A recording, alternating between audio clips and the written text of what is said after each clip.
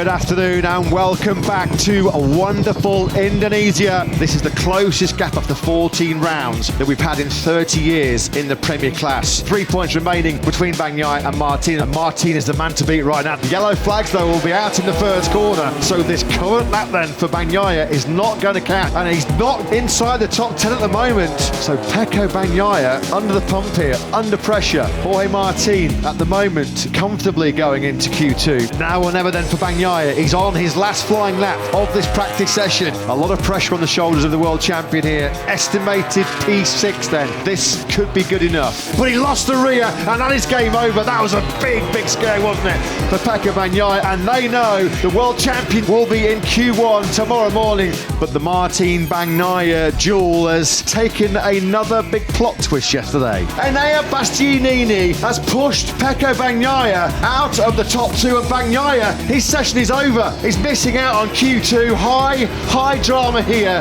in Mandalika. Martin didn't make the big progress we thought from the second row, nor did Bagnaia, who's there up the inside of his former teammate Jack Miller. Bagnaia was on the pit wall side and didn't make up ground early on. He's still in the mid-pack in 12th. This is where Luca Marini is going to be really suffering, even in the early part of this sprint. And coming and getting from a long way back. That's all in full send, isn't it, from Jorge Martin, the fastest man on circuit with a 1:37.67, and clearly he feels like he can inflict maximum damage here, potentially on Bagnaia. Look at this. The king of the sprints in 2023 is going to complete the quadruple, and there is sprint magic for Martin in Mandalika. He does make it 4 sprint wins in a row, looking unstoppable right now. New world champs leader Jorge Martinez from Mandalika Maximum. Leading the championship at this point feels great.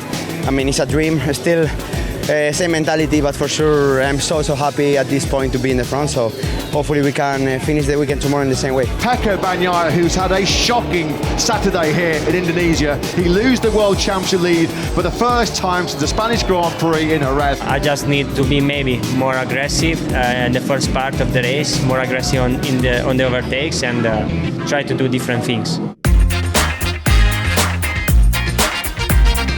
Pecco Bagnaia has relinquished the World Championship lead. He comes into this afternoon's Pertamina Grand Prix of Indonesia 7 points behind Jorge Martin. It's Martin who has been flying high of late in the MotoGP World Championship. And it's all about bouncing back for Pecco Bagnaia. The heat is on the reigning world champion to deliver a big result. He starts 13th. It's time to race in MotoGP. Lights out, and we are racing in MotoGP in Indonesia. Look at Jorge Martin from the back of the second row in 6th place. A sensational barnstorming start from the world championship leader. He gets the whole shot. Martin leads here in Indonesia from 6. Incredible. Bagnaia is being aggressive on this first lap. Watching him further back, he's up at least 2 or 3 places. He's ahead of his teammate, he's ahead of Jack Miller, and he's ahead of Marco Bezzecchi. Bagnaia up the inside of Marquez and Espargaro. Around the outside, they're now through the third gear, turn 11 as Aleix Espargaro.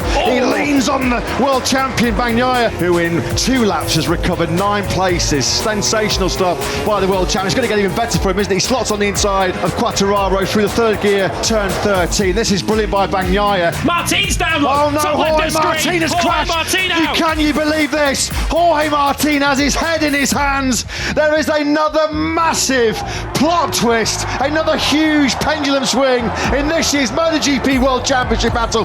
Can you believe what we've just witnessed? Jorge Martin was cruising. He was 3 seconds ahead of Maverick Vinales in second place. Pecco Bagnaia will not be able to believe his luck. He's in P2 now. Bagnaia suddenly from 13th on the grid will think, I can win this race. Wow, can you believe this? Here comes Bagnaia. He's got the inside. This could be the key race-winning overtake. This is properly kicking Martin then while he's down, rubbing salt into the wounds of the Spaniard.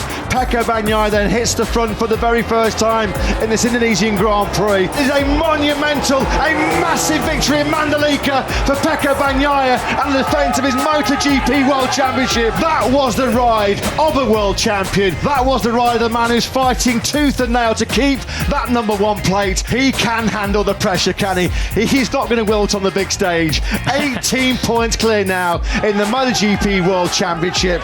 What a ride, what a response from the world champion Pecco Bagnaia, your Mandalika winner. I give everything to fight back from what happened yesterday. Today, it was Martin that blew it. He fluffed his lines. It's going to be a long flight to Australia for Jorge Martin. The World Championship lead in his hands for just 24 hours. The racing can happen, and now we still have 10 races, so still a long way to go. Never say never in MotoGP and never write off the world champion. Still 5 rounds to go, but the pendulum has swung back in Pecco's direction. If you love MotoGP videos, like and subscribe.